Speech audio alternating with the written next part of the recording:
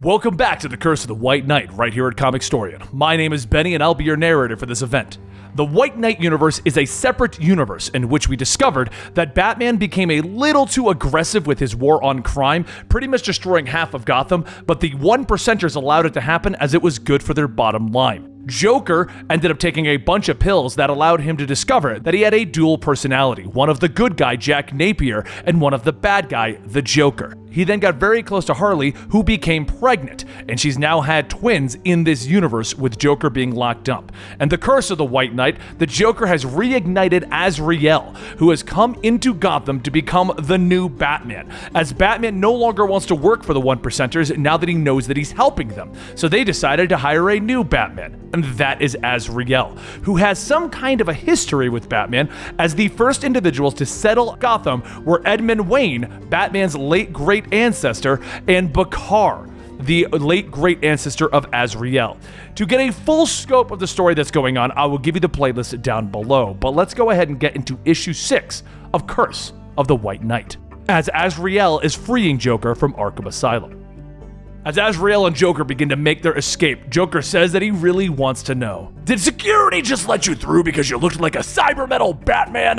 Didn't even raise an eyebrow? As Joker looks down at the entryway though, he sees all of the dead security guards, and he says, "Oh, that makes sense." Gabriel hands Joker his gun, telling him that they still need to fight through the next batch. Get ready! As the metal doors slide open, Azrael, Gabriel, and Joker all open fire. Meanwhile, over at one of Batman's safe houses, Batman tells Harley that he can tell that she's keeping something from him, something Jack Napier said, the alter ego of the Joker. Harley says, does he even trust her? And Batman says that, I trust that you have a good reason as to why you'd be keeping something from me. For now, we're going to split up. I'll look for Azrael while you go to the GTO building. Harley pauses for a moment and says thanks for trusting in her. Be careful, Batman. Batman's first stop is the pub where Alfred first received the journal to speak with the St. Dumas priest and to try and find a lead. The priest says that he has not seen Azrael since the Joker got to him, and Batman asks, why should you be trusted? So the priest tells him because Jean-Paul Valley is a very dangerous man and he needs to be stopped. Batman then asks, who is he? And the priest sits down stating that he is a knight of the Order of St. Dumas, a historian and a collector. When he learned that the Joker found the journal, he knew that he had to get it from him. He feared that the Joker would use the journal to expose the truth about Gotham's curse and disrupt the peace that the Waynes had created. Since he was a kid, he was taught what it really meant to be a knight. That every warrior must find balance and that you can't know violence unless you know peace. But Jean-Paul grew older. He became angry, restless, and uncontrollable. So the Order did what they thought best and they sent Jean-Paul to war. They had hoped that the battlefield would quench his bloodlust and that he would return to shed those demons. However, the Joker destroyed all of that by reigniting the blood feud, the Bakars and the Waynes. And now the entire city will know the truth of Edmund Wayne. Batman says, I already know the big secret and I really don't care. Edmund didn't want to share his inheritance, so he killed Bakar and then flooded the valley, destroying the village so that he could rebuild his fortune. The priest asks, is that what you think happened? There's much more to the story than what's in that journal. The Order of St. Dumas sent Bakar to Gotham on a quest to bring peace to the valley. But rather than converting the sinners, he joined them, and so he was banished. But Bakar wouldn't go quietly. He wanted vengeance. He wanted to seize power by finding the last Wayne. Their goal was to overthrow the criminal empire of Gotham, and the two became criminals themselves. Thieves, smugglers, pirates, they became the worst of the worst. And years passed, and once Edmund's heart had become as dark as the criminals that they had worked with, Bakar began the next part of his plan, to turn Edmund into a killer. Bakar sent Edmund to Laffey Arkham, and the two were to divide the valley in half. But Bakar, he had other plans. However, I will not give you all of the answers now. Sometimes, one must find their own path to discover their own truths. It's at that moment that Montoya shouts over the radio that Azrael is at the GTO and they need help now. As the priest leaves, Batman asks again who he is, and the priest tells him, my name is Jason Blood, and I've been in this valley a very long time. Batman then asks, how do you know all of this? And as Jason touches the mirror, his own reflection becomes that of a demon. And he tells him that he has some experiences with curses. A short while later, over at the GTO building, Batman pulls up asking what happened, and Montoya tells him that it was Azrael. He attacked with no warning. They managed to get Gabriel. Batman starts to look around asking, "Where's Harley?" But off in the distance, Harley's dogs begin to bark and dig in the debris as Batman is rushing over. After moving around the rubble, Harley begins to cough and weakly says, "He took them. He took my babies, Batman." Batman tells her to relax. Her ribs are broken. "Lay down, Ed." But she screams, "I'm not gonna lay down. I want my children back, and I'm going to go get them back from the Joker." Batman tries to calm her down, but Harley yells, "No! This is all your fault! You had me put up with more of the Joker's humiliating abuse, and you had me become reminded of how blind I was all of those years ago, and now you've exposed my children to it." Batman realizes that there's no talking her down. He goes to his bike and he hands Harley her costume, telling her, "Suit up." But before leaving, everyone then sees the bat signal appearing in the sky, and Nightwing asks, "Where is that even coming from?" So Batman looks in the direction of the spot, stating, "Looks like it's coming from the old Arkham building." Batman and Harley race over to Arkham, narrowly dodging the traps that are in place for them. Azrael sits and watches at the entryway. And right when he sees footprints on thermal, he begins his hunt. Once he's close enough, Batman leaps over the ledge, throwing a flash grenade that disrupts Azrael's suit, and he jumps in, kicking him in the face.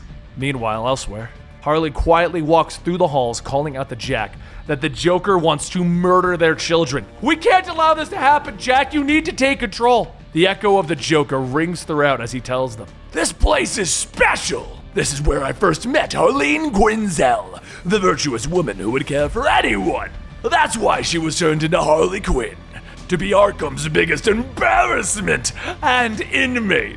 That's why you keep aligning yourself with the powerful. Myself, Napier, and now Batman. All because you're weak. Now your children will see for themselves just how helpless their mother really is." As the Joker jumps out of the shadows, he hesitates, shouting in pain, and his skin slowly turns back to normal as Jack Napier runs over, telling Harley, "Don't listen to him. You're not helpless. The truth is the Joker is scared of you, Harley. That's why he's always kept you at a distance. Because you saw the things that he was most ashamed of, his humanity and his compassion. That's how we're going to beat him. You've surpassed everything that the Joker ever did to you. He sat helplessly by while you overturned Gotham and Batman in ways that he never could. He's humiliated by you, Harleen. Joker's greatest enemy isn't Batman, it's Harley Quinn." As Jack hands Harley the twins, she asks, "What can I do to help? Just tell me what you need me to do, Jack." And his hand begins to tremble as he grips the gun, and he tells her, "You need to run! I can't keep control of him!"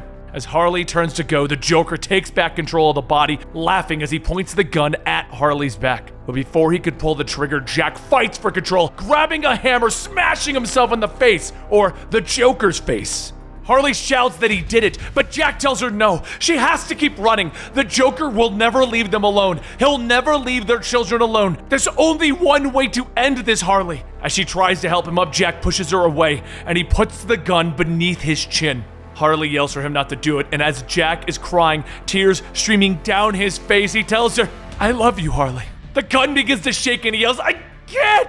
The Joker won't let me do it! Harley, take the gun! Stop me!" She takes the gun as the Joker takes control, lunging at her, and just as he gets her hands on her, there's a single gunshot. Back with Batman, Azrael continues to beat on him, telling him, "Try harder. This is way too easy." Batman groans, "Are you enjoying this?" And Azrael tells him, "Admit it. We both are." Batman yells, "We are not the same. I do not kill." And Azrael tells him, "You're just one who doesn't have the conviction to do what must be done. And if you don't, you'll never bring peace." And Batman screams, "How does killing bring peace to Gotham? Why did Gordon have to die? You're not a knight fighting a holy war. You're a demon, just like Bakar. And that's why you lost everything, because you dared attack the Waynes." But then the laughing can be heard in the distance as Joker walks up all bloody. "You've got it all wrong, Batman. It wasn't Bakar who died next to Laffy. It was Edmund Wayne.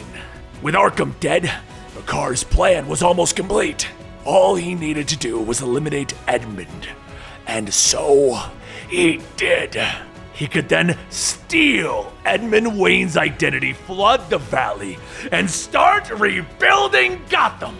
Edmund barely survived the fall into the well, but before he died, he left a message on the wall a message in his own blood, hoping that it would one day reveal the truth. I am Edmund Wayne. As Batman begins to process this information, Azrael slams his sword into Batman's shoulder and the Joker goes on yelling, "That's why I've always been smiling! Because the joke I was told in Edmund's tomb, that Gotham's greatest hero is descended from criminals, that Batman is using a stolen fortune to wage a war on crime that his own family helped create. Do you get it, Bruce? You're not a real Wayne! Azrael is!" Azrael holds out the ring, telling him, "Once this is over, I'll be taking it all back from you and the rest of the elites." But before Azrael could push the sword in further, Harley jumps through, kicking him off the ledge into the dark pits below. She then turns and points the gun at the Joker, who laughs, shouting, "You won't do it! You don't have the..." She pulls the trigger, and with a single gunshot, the Joker falls to the ground. Batman and Harley kneel, unable to say anything, as Jack wipes the tears from Harley's face. Batman takes Jack's hand, and he tells her that she'll be okay.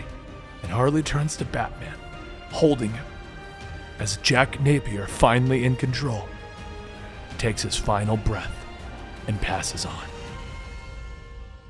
And there you have it, Curse of the White Knight number 6, the big reveal that Batman is not a Wayne. He's actually a descendant of Bakar, which kind of changes everything. We have, I believe, 2 more issues of this still coming out. So as they come out, we're going to try to get them completed for you guys, allow you to know what's going on with the Curse of the White Knight. Still one of my favorite series, and there's already talks of a 3rd chapter to this entire series, Curse of the White Knight 3. So either way, I hope you guys enjoyed, and I will see you next time right here at Comicstorian.